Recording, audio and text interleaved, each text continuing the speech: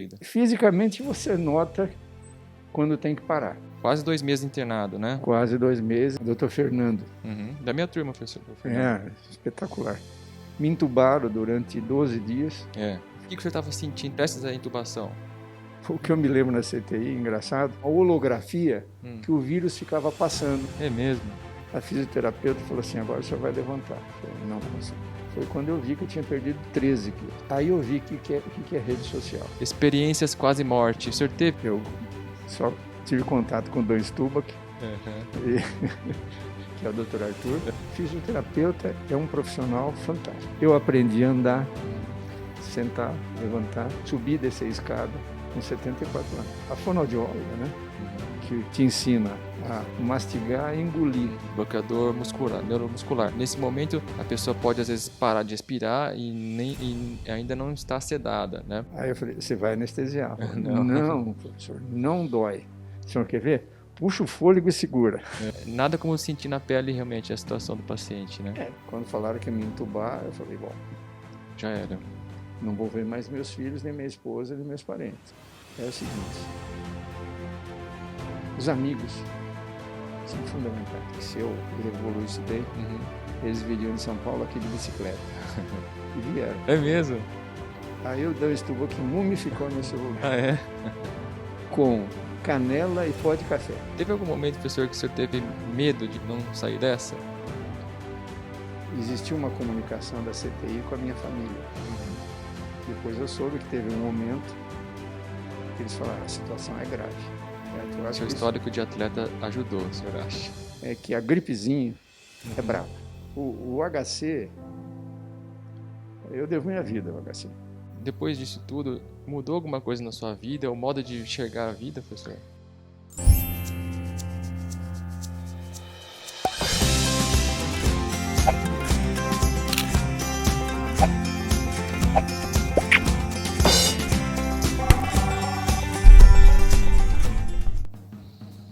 Hoje eu estou com o querido professor Dr. José Ernesto dos Santos, professor do HC. Ele é ex-aluno da Faculdade de Medicina também de Ribeirão Preto, da USP, da 14ª turma, né, professor? 14ª turma. Completando 50 anos de formatura esse ano. E eu chamei o professor especialmente para esse episódio de hoje, essa entrevista, porque o professor tem uma história bastante interessante. Passou recentemente por uma experiência aí que quase levou a vida, né? E certamente vai trazer bastante informações para o pessoal sobre a Covid, né? Covid-19. Então, eu gostaria que o senhor se apresentasse, professor. Você está com quantos anos, professor? Eu estou com 74 anos. Eu sou de Ribeirão Preto, formado aqui na 14ª turma em 1970. Fui docente da Faculdade da Medicina por 36, 38 anos na clínica médica, na divisão de nutrologia. Aí eu saí da Faculdade de Medicina, fui convidado e montei o curso médico da Estácio, que na verdade era Uniceb, que era do COC. Sim. E como eu fui professor do COC durante 7 anos, eu tinha uma relação muito boa com o Chaim, que era o dono da Uniceb. Ele me convidou, eu resisti inicialmente. Antigamente, muitos professores davam aula no cursinho, né, professor? Era muito comum. Por exemplo, o COC, o curso Oswaldo Cruz, né? Tinha o Dr. Paceto, Dr. Coutinho, Dr. Rufino, eu, o outro Coutinho da Bioquímica, estou falando de Vicente Coutinho da Hematologia, o Dr. Zago, o Dr. Cláudio da Psiquiatria, todos eram alunos da Faculdade de Medicina. O cursinho era uma organização de uma casa onde você dava aula para os alunos. Eu dei aula de 65 a 72. Certo? E sempre me mantive ligado ao COC. Foi uma experiência fantástica para mim, dar aula em cursinho. Eu dava aula de biologia. Comecei a dar aula no lugar do Dr. Paceto. Ah, é? Substituí o Dr. Paceto. Sim. E para mim foi uma experiência fantástica.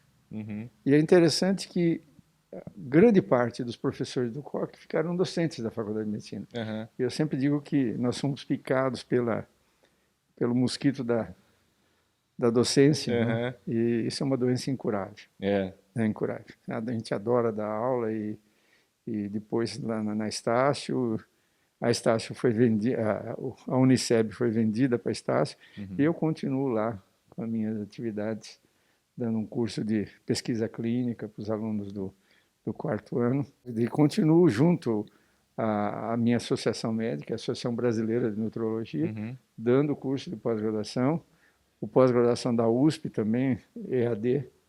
Eu estou dando um curso de lipoproteínas, de aterosclerose. Não dá para parar. E o senhor não vê um fim, né? Não. Vai continuar com a atividade até o fim da vida. Fisicamente você nota quando tem que parar. Cerebralmente os outros têm que te avisar. A gente nunca vai... Até agora ninguém me falou nada. Não. Faz quanto tempo que o senhor teve essa experiência aí de adquirir a infecção pela Covid-19? Foi junho, julho e agosto. O senhor ficou quase 2 meses internado, né? Quase 2 meses entre... na verdade, aconteceu o seguinte, na última sexta-feira de maio, eu estava sentindo algumas coisas. Foi alguma coisa, clinicamente, eu não notava, mas minha esposa notou. Eu perdi o apetite, né? Eu não tive dispneia, né? Mas eu mudei o comportamento. Aí eu fui lá na ETDI, eles escolheram o SWAB. No sábado me ligaram, deu positivo. Eu me isolei em casa, depois fui ao hospital e eles queriam me internar. Eu falei, não, vou tentar. Fiquei mais 2 dias em casa, aí apareceu um certo grau de dispneia, me internaram. Sei, de 5 dias depois, mais ou menos. Isso. O doutor Fernando. Da minha turma, professor Fernando. Espetacular. Devo parte da minha vida a ele. E aí eles me puseram na CTI, eu fiquei 25, 30 dias internado, me entubaram durante 12 dias, foi uma experiência marcante, quando chegam para você e falam, ó, você vai ser entubado. Eu imagino. E o que você estava sentindo antes de prestes à intubação? Primeiro essa mudança de comportamento, para te dar uma ideia, eu fui para o hospital de carro, e fiquei internado e larguei o carro no estacionamento. Minha mulher queria me levar, eu falei, não, eu vou sozinho. Quer dizer, mudou o comportamento. Discuti com os colegas, eles acham que é o vírus, a hipóxia cerebral, né? E alguns medicamentos que a gente toma nesse período. A saturação caía bastante lá na internação? Caiu, chegou a 80 e poucos. Certo? Foi quando me entubaram. O senhor sentia muita falta de ar ou não? Não me lembro. Na CTI, o que eu me lembro na CTI, engraçado, uma das coisas que acontecem, eu não sei se outros pacientes falaram, eu tive muita alteração psicológica. Teve alucinação? Muito. E é interessante que a alucinação você vai lembrando. Uma das coisas que eu me lembro é que na CTI, para mim, tinha uma holografia que o vírus ficava passando. É mesmo? E eu batia no vírus. Vermelho, preto, verde. A figura do vírus corona. Sei. E a cara dele como que era? Não. Era aquela bolinha cheia de spikes, de espinhos ali. Só isso daí. E é interessante que cada box da CTI tinha uma conformação diferente.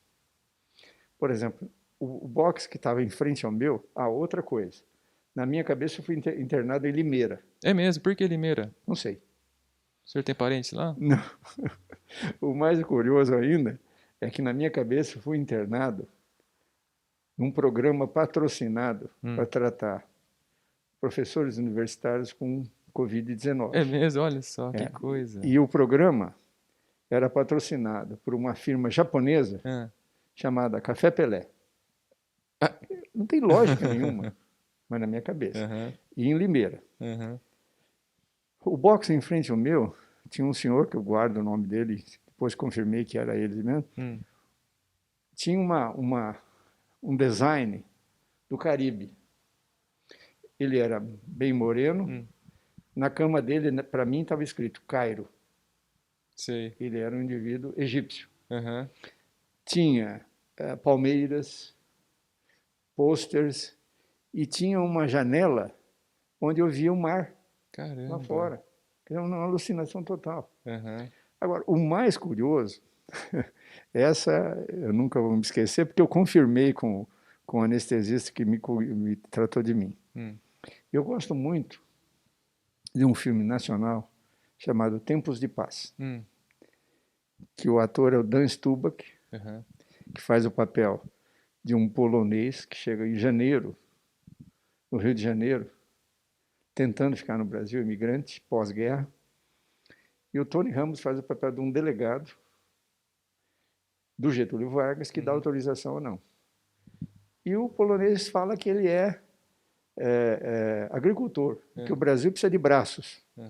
Aí o Tony Ramos olha a mão dele e fala, mas peraí, essa mão lisa, você não é agricultor. Começa tal. Aí ele confessa que ele era ator na Polônia. E o Tony Ramos não quer deixá-lo. O filme é espetacular. Aí o Tony Ramos fala para ele, tá bom, se você fizer um pedaço de uma peça e me fizer chorar, eu deixo você ficar aqui. Ele sobe na mesa e faz um monólogo do Tempo de Paz, do filme, né? Um monólogo espetacular de um autor espanhol, e aparece o Tony Ramos vendo, e de repente cai uma gota de lágrima e ele fica no Brasil. Cara, que legal. Eu tive comigo que o anestesista era o Dan Stubach. É mesmo?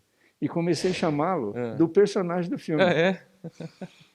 Muito interessante. E ele confirmou para mim, eu liguei para ele, o Arthur, um R1 da anestesia. Eu não conheço mais. Ele confirmou que é isso mesmo. É curioso que uma vez eu sou fã do Dan Stubach, um grande ator, e ele tem um programa na CBN. Era expediente, né? Isso. E ele contou uma piada que os médicos alemães, no período de guerra, para judiar dos judeus, eles iam examinar e falavam, respira fundo. Com bomba, com gás, tal, os caras não conseguiam respirar. Um dia o doutor Arthur estava tratando desse senhor na minha frente e falou para ele, respira fundo. Eu cheguei para ele, ô Dan, agora eu sei quem é o personagem da sua piada, é você mesmo. Ele falou que não entendeu nada. Nossa. Mas você vê que era uma alucinação organizada. Certo? Bom, aí eu tive sangramento digestivo, eles suspenderam o anticoagulante, melhorou o meu quadro clínico, eu vim para casa. Depois de alguns dias em casa, eu comecei a ter uma dor torácica. Liguei para o Dr. Ferrioli, que estava me cuidando. Ele me levou para o hospital. Eu tinha um derrame pleural à esquerda e um infarto pulmonar de base esquerda. Caramba. Aí me internaram, fizeram por TEP? Fizeram uma toracoscopia. Vixe.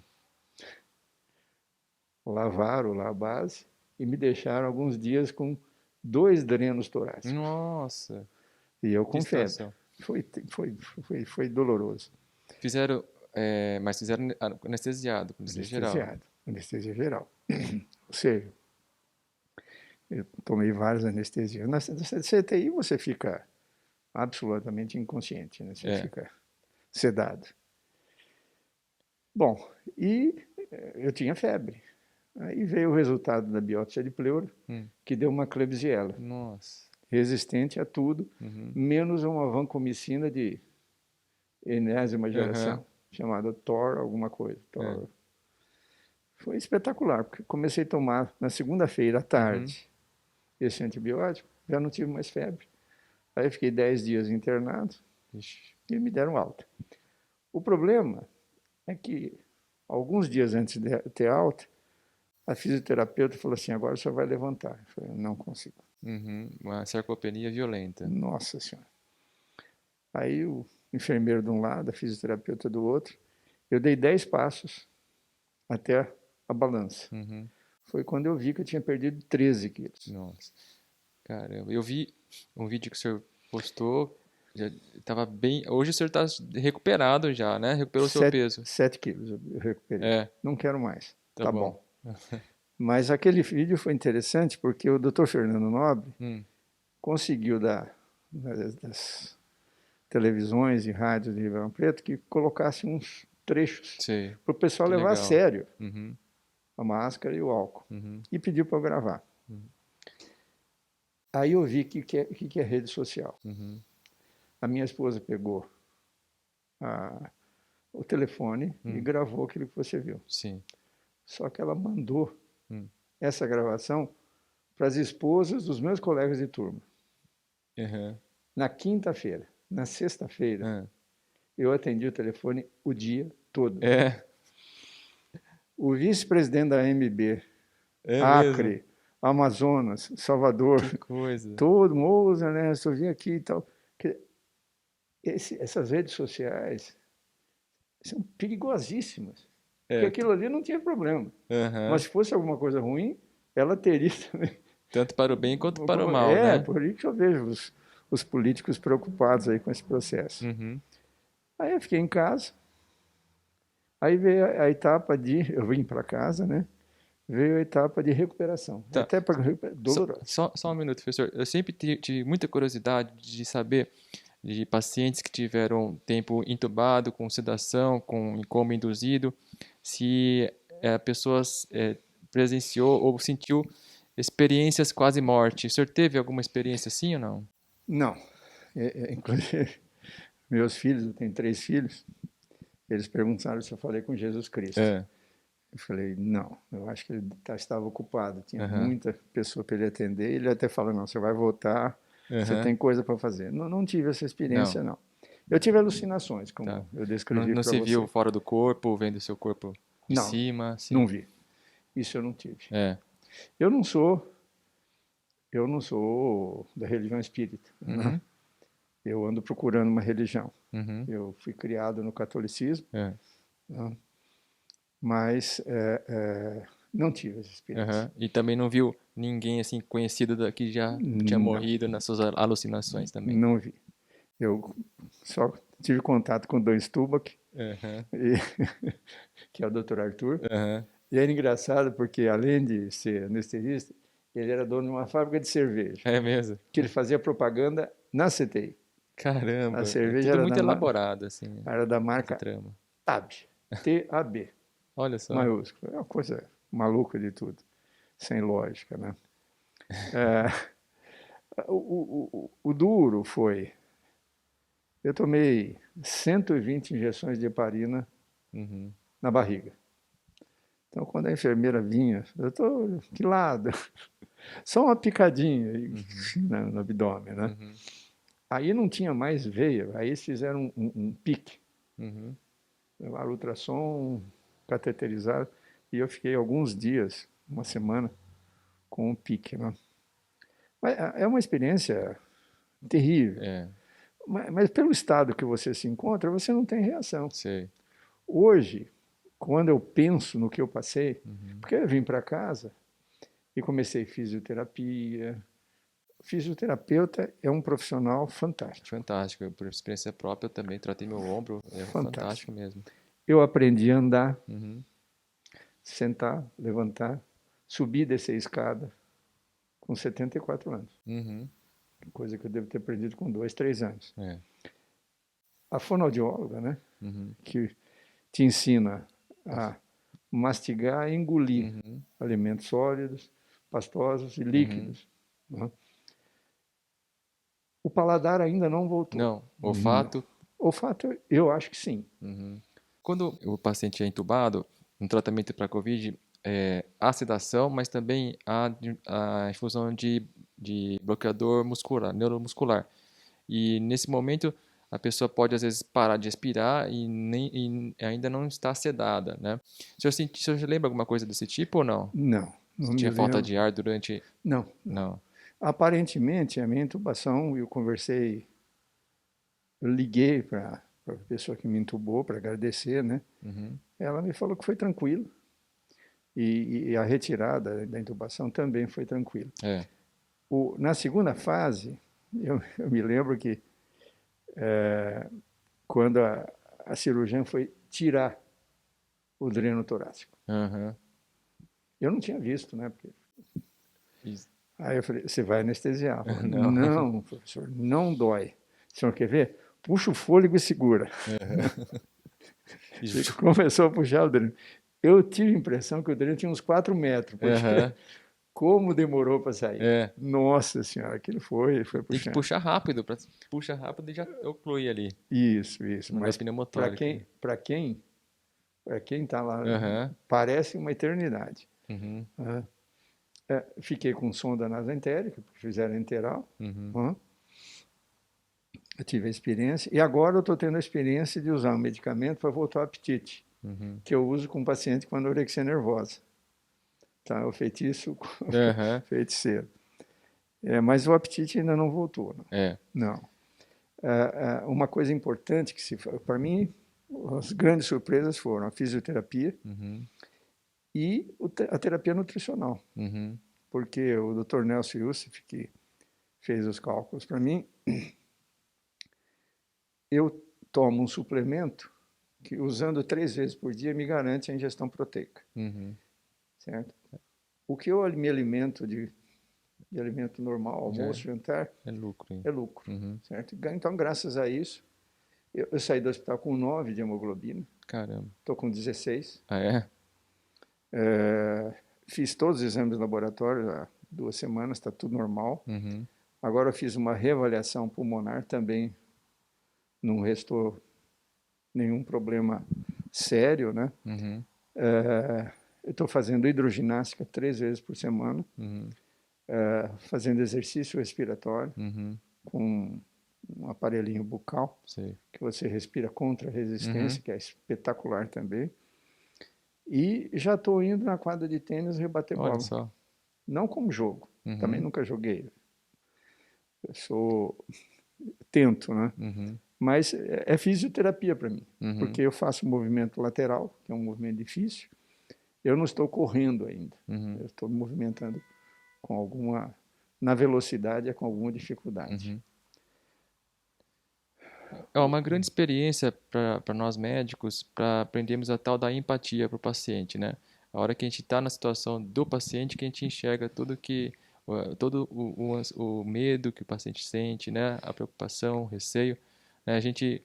Eu como cirurgião, às vezes vou operar o paciente está todo preocupado ali na cama, na maca, se entrega, né, para o paciente, para o médico. E a gente às vezes não dá tanta importância assim, né? Não, vai dar tranquilo, vai ser tudo tranquilo, fica sossegada, mas nada como sentir na pele realmente a situação do paciente, né? Porque apesar de eu ser médico, eu não sou cirurgião. Uhum. Então, muitos dos processos que eu passei, eu não tive, foi em 1970.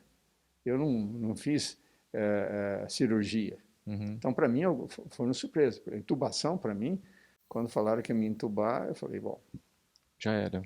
não vou ver mais meus filhos, nem minha esposa, nem meus parentes. Uhum. Uma outra coisa que acontece também é o seguinte: os amigos são fundamentais. Uhum.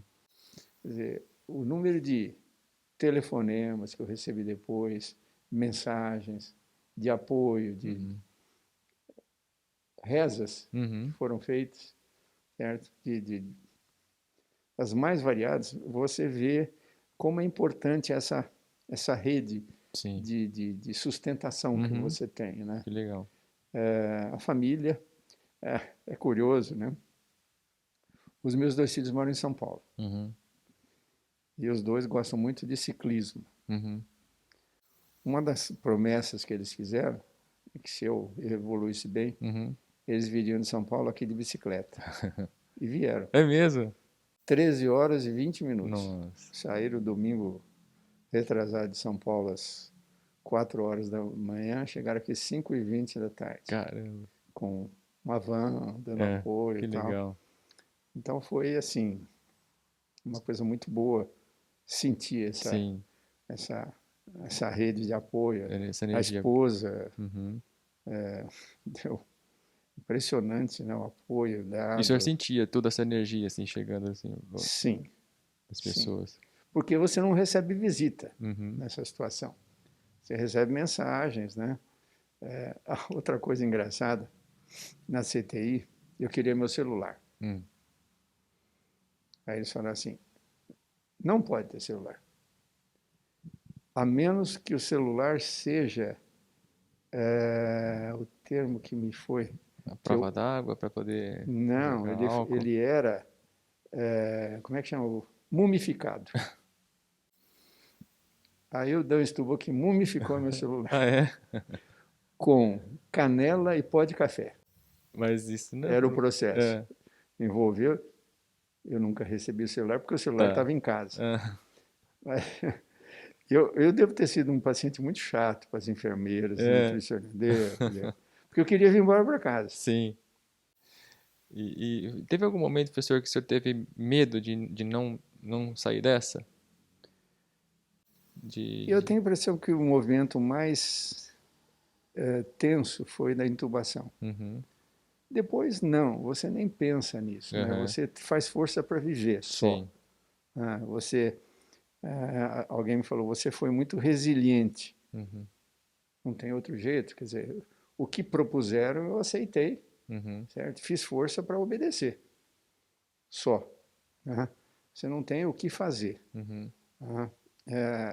Eu tenho a impressão que a toracoscopia foi também um momento difícil. É. E existiu uma comunicação da CTI com a minha família. Uhum, Depois eu soube que teve um momento que eles falaram, a situação é grave. é.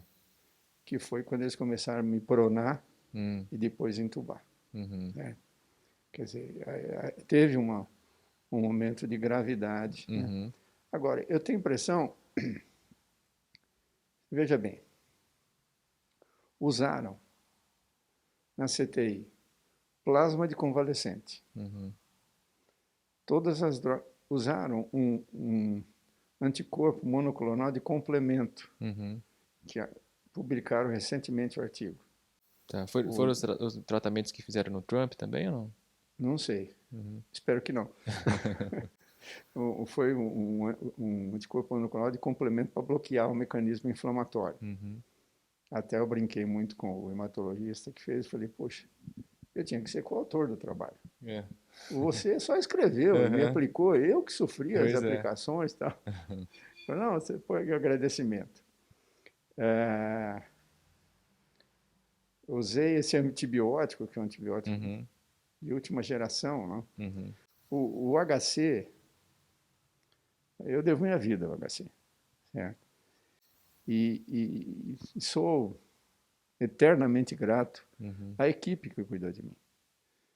Médicos, enfermeiras, fisioterapeutas, nutricionistas, Uhum. auxiliar de enfermagem.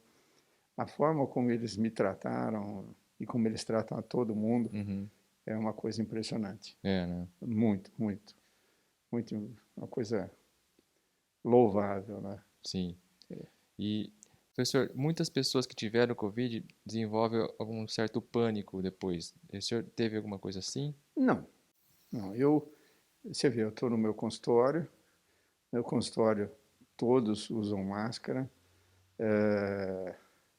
álcool gel distribuído por todo o consultório. Uhum. Em casa a mesma coisa, troca-se de roupa para que chega, Uhum. tenta se manter a distância, né? Uhum. E, e é interessante, né? Porque a gente conhece muito pouco da doença, né? Sim. Você vê, eu tive todo esse processo, e minha esposa teve 2 dias de uma febrícula, de uma alteração do olfato e Uhum. não teve mais nada. É. Eu tenho a impressão também que parte da minha resposta terapêutica foi que eu não sou hipertenso, Uhum. não sou diabético, não sou obeso, e eu praticava razoavelmente esporte. Uhum. Jogava tênis, dava umas corridinhas de vez em quando. Uhum. Certo? Eu acho Seu que isso. histórico de atleta ajudou, o senhor acha? Não, atleta não. Não chega a tanto. Eu sempre pratiquei esporte. Uhum. Sempre pratiquei esporte, adorava futebol, tênis, pratiquei durante uns 10 anos, há 10 anos atrás fazia o circuito de corrida de rua, É legal, legal. fazia. Eu fazia 10 quilômetros. Uhum. É isso que assusta a gente com essa doença, porque parece que é uma roleta russa, né? Você não sabe como que vai evoluir. Isso, Isso que é o preocupante, né? exatamente. Quer dizer, a gente sabe que quanto mais velho você é, mais risco você tem. Os diabéticos, os obesos, É. os cardiopatas têm maior complicação. Hum. Mas a gente vê, às vezes, com histórias de pessoas com 90 anos, 85 Exatamente. anos, E vai que tudo saem bem, né? Não bem, sente nada, saem né? bem. Uhum. Né? Mas a recomendação que fica é que a gripezinha é Uhum. brava. Sim. Então, todo mundo, especialmente nós médicos, você que está na linha de frente aí operando, e tem que tomar muito cuidado. É. Muito cuidado. Certo? A máscara é fundamental, Uhum. o álcool, lavar a mão N vezes durante o dia, Uhum. certo? E se proteger, Sim. porque você não sabe como é que você vai É. responder. Agora parece que as coisas estão mais calmas, né? Na região, e no Brasil, mas a gente vê que na Europa já está a segunda onda, vários países entrando em lockdown, né? É. E a gente não sabe, né, como que vai evoluir ainda. Vamos torcer para que essas vacinas que estão Uhum. sendo testadas em fase 3, né, tenham um bom resultado e a gente consiga, o mais rápido possível, vacinar, Uhum. né, essas pessoas, né, todo mundo, começando pelos mais velhos Uhum. e grupo de risco. Sim. Mas aparentemente vai ser a solução. Aham. Né? E o que o senhor, depois disso tudo, mudou alguma coisa na sua vida, o modo de enxergar a vida, professor?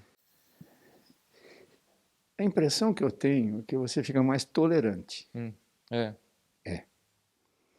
Mais tolerante e, pelo menos por enquanto, eu acabei de sair, quer Uhum. dizer, setembro, outubro, 2 meses que eu estou andando,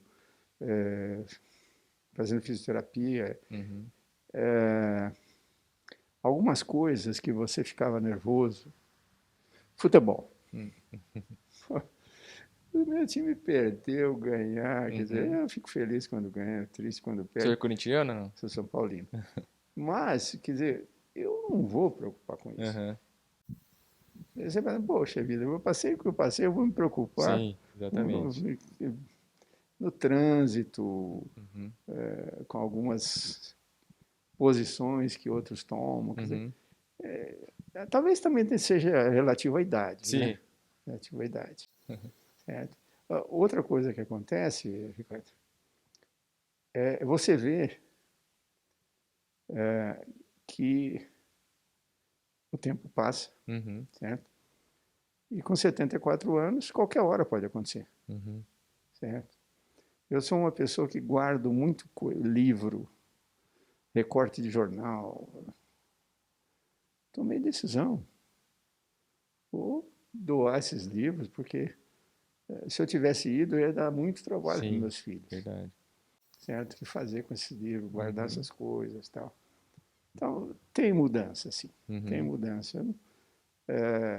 Especialmente a tolerância. Você fica mais tolerante a uma série de coisas que antes você não tinha tolerância, Uhum. certo? Legal. Mas é uma experiência que eu nunca tinha passado, porque no meu passado, nos antecedentes patológicos, eu tive uma cirurgia de menisco e uma colicistectomia. Uhum. Desculpa. É, só. Quer dizer, eu nunca tive nada. Tive uma suspeita de uma coronariopatia não confirmada, uma Uhum. arritmia cardíaca. Eu nunca tive doenças graves, né? Essa veio para marcar. Uhum. Que bom. E o senhor tem algum hobby? Assim, o senhor joga tênis, né? Faz alguma atividade de lazer que te distrai, assim, no dia a Não, dia? atualmente só o tênis, né? Uhum. Atualmente só o tênis. Eu, até alguns anos atrás eu disputava alguns torneios de futebol no clube de campo da Recreativa, Uhum. que eles chamavam torneio de Masters, Uhum. é uma maneira educada de chamar velhos, né? Até uns 10 anos atrás eu participava desses torneios. Uhum. E o tênis é um esporte que você pode jogar até... Até com a sombra, né? Na paredão ali, até no sozinho. paredão. E é um esporte difícil. Uhum. Né? Difícil, você progride, mas você vê jogando na televisão, você fala, não é possível jogar do jeito que esses caras Qual que é o jogam. seu ídolo no tênis? Rafael Nadal. Oh. Bom, na verdade, tudo que é espanhol eu tenho grande prazer, porque eu tenho cidadania espanhola. Meu avô era espanhol. Uhum. Então, o Rafael Nadal, claro, o Federer também, um grande tenista. O Nadal com a força, o Federer com a técnica. O Djokovic também está numa fase esplêndida, né? E estão aparecendo aí grandes jogadores, né, nesses últimos torneios. Mas o tênis é um esporte muito bonito. Eu gosto muito de futebol, sou São Paulino, botafoguense. Mas é o tênis, foi futebol. Você me perguntou de fotografia, eu não pratico mais. Quando os filhos eram pequenos, você caprichava mais em câmera fotográfica. Sim.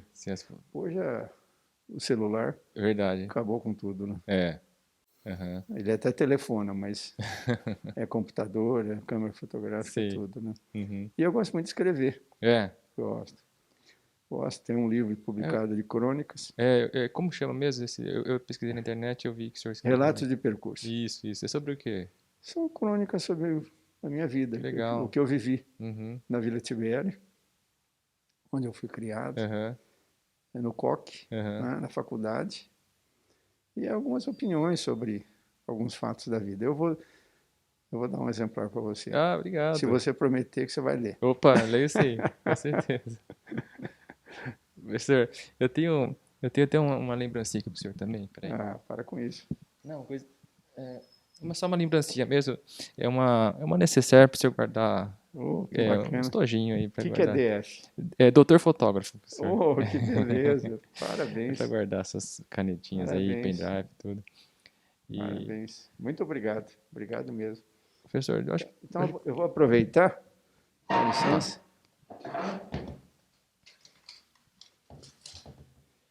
E vou te dar um livro meu. Pô, que honra, Relatos professor. de percurso, crônicas. Muito obrigado.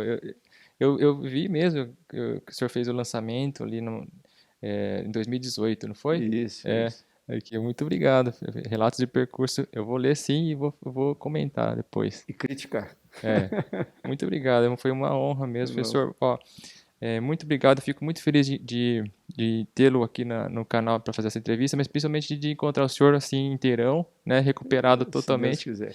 E o senhor está dando uma grande lição de vida para todos nós aqui mais jovens, sejam médicos, pacientes, público em geral. Muito obrigado e parabéns por tudo, professor. E eu que agradeço e deixo uma mensagem de se cuidem.